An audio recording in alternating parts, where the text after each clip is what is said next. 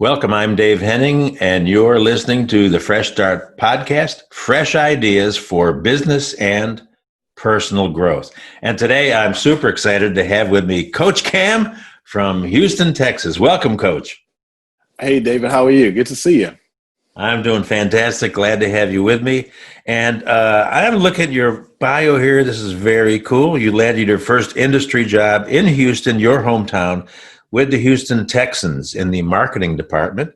You also ran an athletic construction company, worked in sales, marketing, and launched the 5-Star Academy with your speaking and writing career and consulting. So I'm excited to dive right in here and let's talk about what's happening these days with you. So obviously, just from your bio, I can definitely tell you're a highly creative person. You've done some stuff, as you mentioned, with the Stanford community out here in California. And how did this translate into coaching? So good question. I played football at the University of Houston and, enjoyed it and enjoyed my experience. And I got my first coaching opportunity, physical coaching opportunity as a junior. And it was a surreal experience for me. It was one of my mentor coaches, a local high school coach that I always looked up to. And we had a very impromptu, casual interview. And he gets to this trick question, what I think is a trick question in the interview. And he says, which is more important, knowing how to work with kids or being highly knowledgeable in football? And I'm taking interview prep stuff. So I'm thinking, okay, this must be the trick question in the interview, So I say, Coach, I don't know what the right answer is, but, like for me, it's working with kids. And he said, I can teach you football. Anybody can teach, you can learn anything, but to have the unique gift, there's a special blessing for folks who work with God's children. And so, yes, that's the most important part. And so I spent a good part of my personal career actually coaching. So, 5-Star Academy, the work I do with the Texans, USA football as a high school athletic director and coach. But I also found that as the entrepreneurial itch ultimately called me into it, that, there's a natural fit in the skill set of being a coach that translates directly into business. Oh, wow. Yeah, absolutely.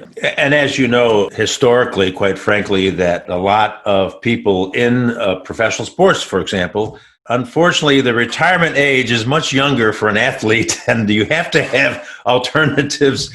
I know when I lived in Charlotte, Dale Earnhardt had a Chevy dealership, and my friend Fran Tarkenton, when he was a quarterback for the Minnesota Vikings way back when, I think his first year in the NFL, he was paid $15,000, and that was it. So he was actually driving, had a truck driving job, and was selling insurance on the side. So the point being is that all of us have potential. What I hear you saying is you took what you had with your background, your experience, your gifting, and your caring for kids, and turned that into turning potential into action. Am I hearing you right? Yeah, no, that's spot on. In fact, I have this saying, there are no periods in life, only commas. And so, you take the experience you learn here, add a comma and add it to this, add a comma and add it to this. And before you know it, not only do you have a robust skill set, but, everything that come into your life and the adversities you see really become just another one of those, right? And so the same way that managing irresponsible high school juniors, last day of report card and going to check on teachers and counselors to make sure this kid's passing.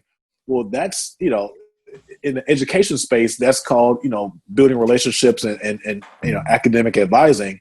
In the business space, all you're really doing is you're an account manager, right? And so, yes, I'm not trying to sell you anything. I need to check in on this kid every 2 weeks to make sure his grades are good. So you'll be hearing from me every 2 weeks. I don't want much. Just let me know how this kid's doing and how I can help you make sure this kid's passing Spanish, right? Well, in the business space, that's exactly what account management is. Let's just keep a nice fluid relationship. Let me know more about you, your class, your curriculum. How can I help you to make sure that you're successful? I'm not here to push a sale. We both want the same thing. We want this kid to perform on Friday night, but also take care of their business Monday through Friday in your class. Yeah, exactly. That really strikes a chord with what you said. the comma instead of the period in your life. I mean, I look back over all these years of experiences of a variety of wild and crazy stories and solid story. And who knew way back when that this podcast explosion would be happening? People are getting their own. This is my radio show online. I had who knew? No clue, And but I had to make that transition. I've told this story before.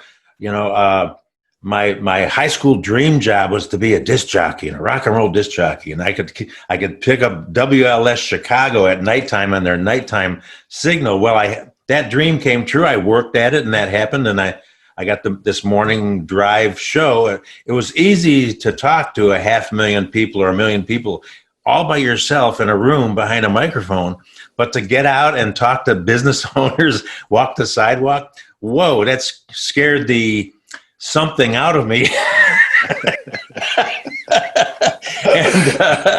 And this retired preacher gives me this book by W. Clement Stone, the famous Chicago insurance guy who is the manager for Napoleon Hill, who wrote Think and Grow Rich. And so this retired preacher, he knows that I'm working in radio, and I'd gone into the boss and asked for a raise, and he says, well, David, it's not in the budget, but if you'll move into that room, I'll give you a desk and you go sell advertising. I was scared to death. But this timely wise, this retired preacher gives me this book called The Success System Never Fails. I say it's sort of like a 1950s book on my shelf back there somewhere. And it gave me the courage to step out in faith and start. And I think the key is, and probably you could reflect back to the time that you just had to start. The beginning is half done, take the first step kind of thing. So what made you move into the speaking consulting space? So, very similar to that story. And that's a very inspiring story. And it's amazing, just the patterns of life and how they play on top of each other. So I actually began speaking when I was working for the Texans. And so very similar to the story you shared. As a kid, I was an Oilers fan. The Oilers left and went to Nashville, to Tennessee. And so the Texans were the new, pro team. And it's like, what an amazing opportunity. And you don't know it at the time. You're making minimum wage. You are working 80 hours on a good week. You're working your tail off. Right. And it's like, oh, this is not what I thought it was. This is hard work. This is not, where's my Range Rover? Where's the big fancy? Where's this stuff? And so I had a really cool opportunity. There's a nonprofit that's based out of Stanford University called the Positive Coaching Alliance. And so it's a nonprofit that essentially teaches character education through the vehicle of sports. And so they were in the process of scaling from being kind of centralized in Palo Alto to having chapter models across the country. And Houston was the first chapter. So they came into, the Texans and just kind of, breaking bread and getting to know the city and the market. And my boss at the time handed me this thick orange book. It's written by a guy named Jim Thompson. And it's called The Power of Positive Coaching. And he's an academic, so it was very academic, very dense, but you got the picture. And so he brings together this idea of a double goal coach. And so the theory is this, like, we all want to win, right? So the first goal is to win, no doubt about that. But what we value more than winning is teaching life lessons. And, 9 times out of 10, the two never conflict. But what a double goal coach will choose is teaching a life lesson over the win. And that resonated with me so much because I've been blessed to have such amazing coaches throughout my career. So my first speaking opportunity was actually doing contract work with this organization. And similar to you, I do not fear public speaking, which kind of makes us somewhat of an anomaly because it's kind of hard for us to understand how the people who do, but you respect it. But it's like, yeah, I'll go sit in this cafeteria and talk to these volunteer coaches. Sure. And so as I began to get better and craft my skill and again, to your point, create a niche or carve a niche for myself, you kind of find what you think is a narrow opportunity, actually reverse funnel. And there's a space for you. There's a space and a niche for folks who want to hear your message and learn more about, the work that you do. And then what's up with sports construction? What's that all about? So, so they say that the riches are in the niches, right? So that's pretty niche, sports construction. So, again, and all of this as a point of reference happened to me in really your professional formative years. So I'd say 21 to 25, 26, you're just hardworking, you're looking for opportunities. You've got the 80 hours a week to put in. And so I began, selling sports construction for a company, a firm here in Houston. And so, we build basketball courts, football fields, tennis courts, and it's pretty cool. And so I actually started on the crew. Now, I'm a speaker, sales guy. That's kind of my niche. So pouring concrete, and I'll give it a go. But trust me, I made some rough mistakes, starting off, which, to your point earlier, really opened the door for me as I became a business owner for I learned a lot of what not to do, in those first few years. And so in 2017, it was during the Lenten season, and, the Lent season for me is always so special, right? It's a sacrament. It's a physical sacrifice. I typically will sacrifice something with my diet just because it always forces you to humble yourself to God. Typically because your stomach is touching the back. It's like, Lord, I'm hungry, right? But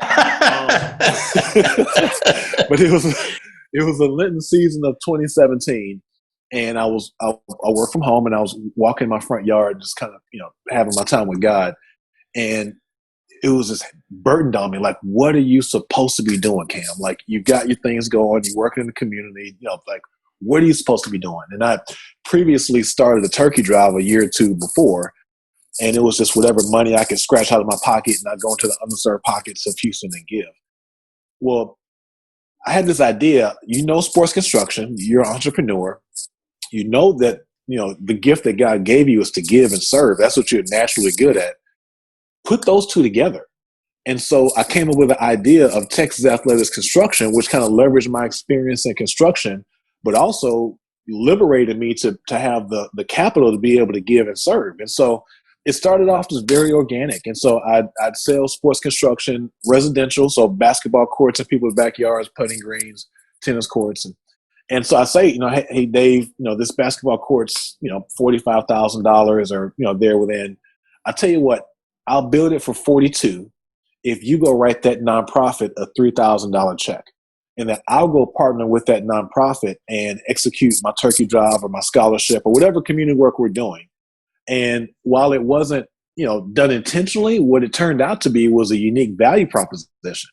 And so if you're going to go get a court anyway, and our pricing is comparative and our skill set and craftsmanship is identical, well, you're going to go with the guy who's at least doing the good work. And then as I began to, network and build relationships in these communities, and you check in with your clients, again, that account management piece, well, the client will say, well, yes, I'm glad you're doing good work. You do, excellent work in my backyard. But guess what? I got a $3,000 tax deductible letter from that at the end of the year last year from that organization. And so not only did you, give me a great experience in this construction project, but now I have an in-depth relationship with you, Coach Cam, and the work that you're doing. So how can I support you well beyond this this residential project? And so that's where it started, and kind of it's grown from there. But just really just being humble and trying to work and walk in line with God as best as I could. Wow, that blows my mind, man. That is awesome. The USP, unique selling proposition. Yeah, you got to be specialized these days. I was chuckling when you were talking about cement because my kids laugh at me at all the I was building houses, drove a school bus, a job that I didn't last too long. It was in Oklahoma City, and college was going out in the heat of Oklahoma and making cement to make curbstones for parking lots or something. It was a killer. And let me say, my brother was the athlete. Okay, he was the weightlifter. I was this scrawny little kid.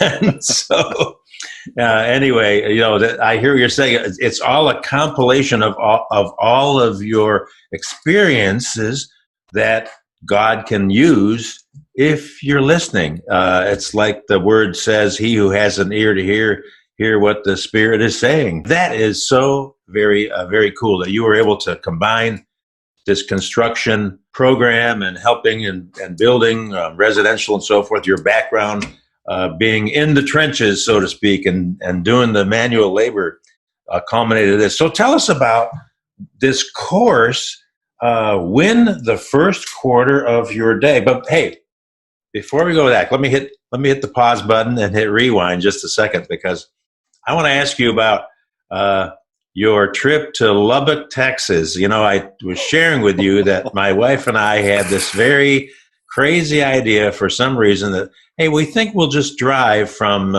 near Palo Alto here to, instead of fly like we always did in the past, I think we'll just drive. So, and she didn't want to go through the Mojave Desert. So we thought, well, we'll go down, past Pasadena down to Palm Springs, and from there we'll go straight over to Phoenix, Arizona. Straight shot. Yeah, except that we ran into a sandstorm, which sandblasted my car, and then of course from Phoenix we went down to El Paso, and we went through Tombstone, you know, where the shootout at the OK Corral stuff happened with Wyatt Earp and all that Western trivia and history and stuff, and then we came up. Although I did find the Dairy Queen in El Paso, so we could stop for a chocolate ice cream cone. And then we went up to Lubbock through where the flying saucers are in Roswell, New Mexico, right? And we came into Lubbock there. So that's my crazy Lubbock story. What's yours? So yours is more exciting than mine. So my junior year in high school, that you got me beat there. So my junior year in high school, I played basketball and football. I was more skilled at football, but basketball is just my first love, the sport I played the most. And so I began to get recruiting and offer letters, or beginning to get recruiting letters my junior year in high school. So I take an unofficial visit to Texas Tech, and unofficials. So this is back in the early 2000s, late 90s. So unofficial visit, you had to get to the school on your own dime. An official visit, the school would fly you out, whatever. So my parents and I take a trip up to Lubbock, and again, to your point, we probably should have flown, but we drove.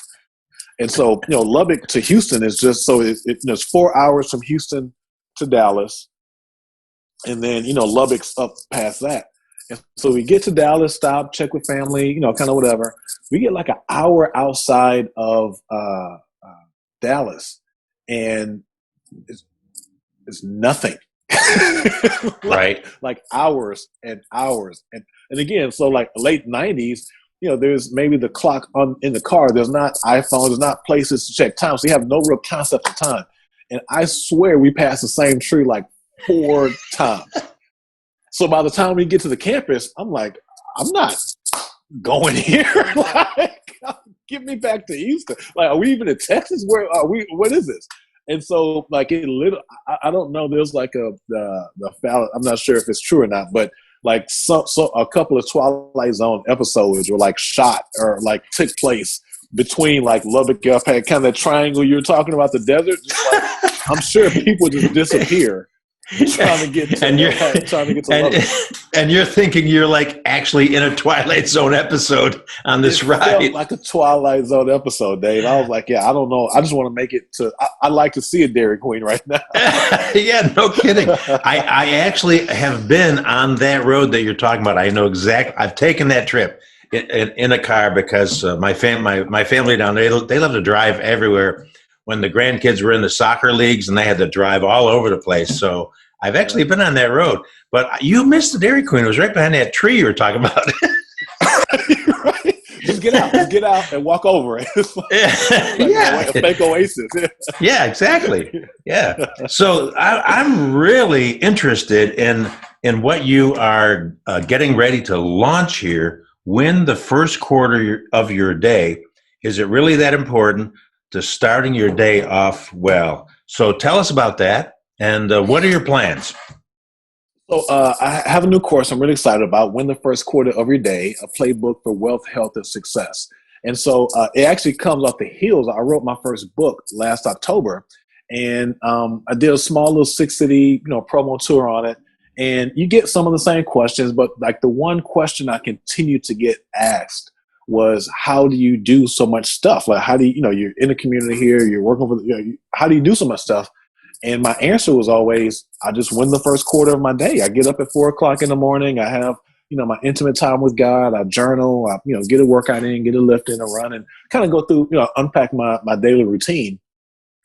And, I kind of brought that back into my business. And so you kind of get back to the desk and say, okay, well, that was a great experience. Kind of, again, where's the comma here? Where do you, kind of take this next step?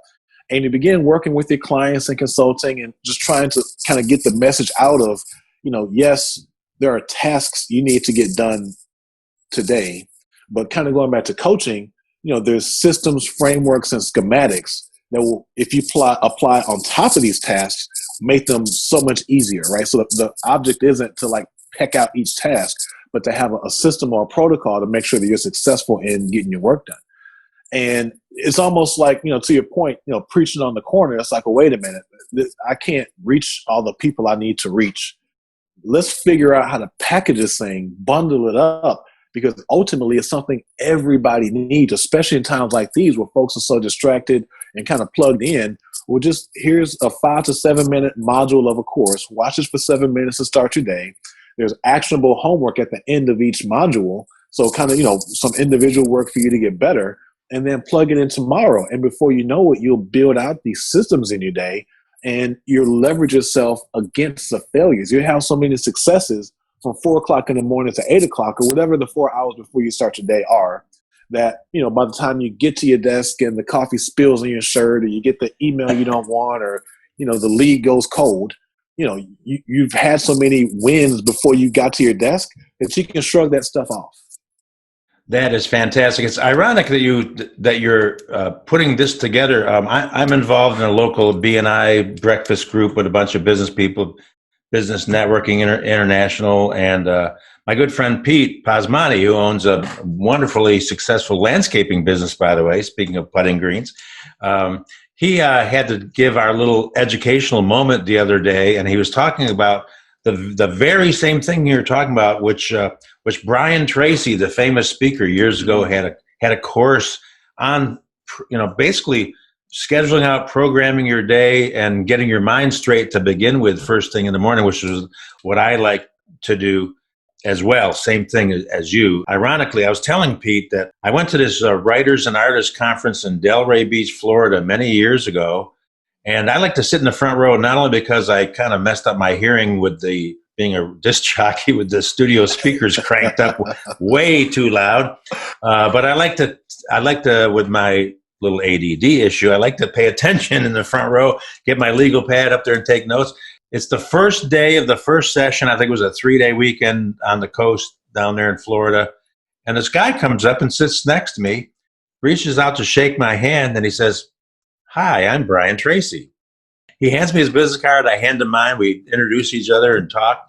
And then they introduce the keynote speaker for the morning, and he's the first speaker of the day. And one of those comma experiences that you were talking about, but what a nice guy, but what a valuable lesson to do what you're doing. I hear what you're saying, and this is so key and so important, especially the distractions, even being sheltered in place, the distractions are crazy, massive, and your mind can go like that in the wrong direction. Wouldn't you agree? Yeah, that's so true. And I think that,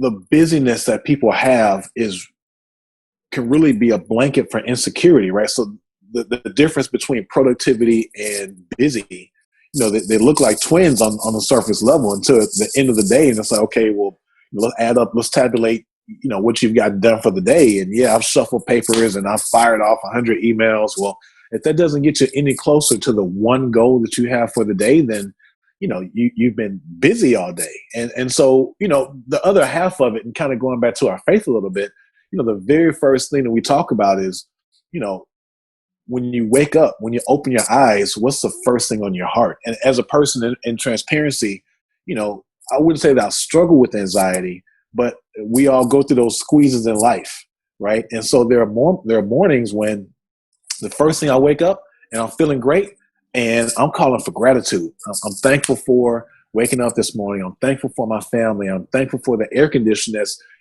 cooling me off. I'm thankful for, feeling the floor under my feet.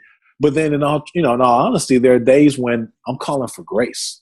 And, Lord, I just need you to get my body together. And you wake up and you made a joke about, kind of aging, and, you wake up and your hips feeling over here and your back's over here. And it's like, Lord, just let me get to this toothpaste. Right? Yeah. So it's like just understanding where your energy and where your spirit is when you very first wake up, and understanding that, when you're calling for grace, sometimes you need to raise your spirit up. And when you're calling for gratitude, not that you bring your spirit down, but understand, okay, that we're in a good space right here. Ultimately, I want to get my energy here so I can maximize my day. And so much of it is having that intimate time with your body, with your mind, with your Father, just to be able to call on Him when you need that extra help. Absolutely. And one of the Bible verses in the New Testament that I actually heard maybe for the first time, like a week or two ago from our Zoom church online. The pastor was talking about the people, all of us that are struggling with things like anxiety, depression, uncertainty, fears. And although he didn't actually, I was going to say that I've never actually prior to this heard anybody preach on the Apostle Paul's verse, God who comforts the depressed comforted me.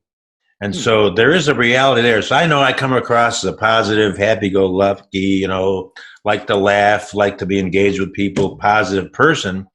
But I trace that back to just what you said about learning to be grateful more and more, and it is something that is something that centers us and keeps us going. But there also is that reality of, what's the TV show, The Fear Factor. So we all live in that realm from time to time, and if we didn't, we wouldn't be human, probably, right? Yeah, and not only that, fear doesn't go away, and so I see fear as, I was the like Nintendo generation, right? So you play Mario, then you climb the mountain, then you get the girl and climb it, whatever. So it's like every level, calls for a little bit more courage to be able to battle that fear. And so you look back over your life, and it's like, I remember when, you're young, again, you're broke, and a light bill coming in the mail raised your fear and anxiety to 10. And then you get a little, learn how to master that, and you kind of climb and do a little better. But long story short, the feeling of fear and anxiety, being spiked to 10 is a consistent. And I've learned it doesn't go away.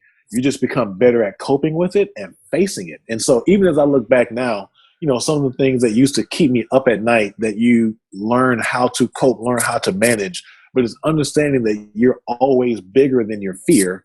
And it's fear's job to make you feel like you're, the fear is bigger than you. And so it's always this pushing and this push and shove battle.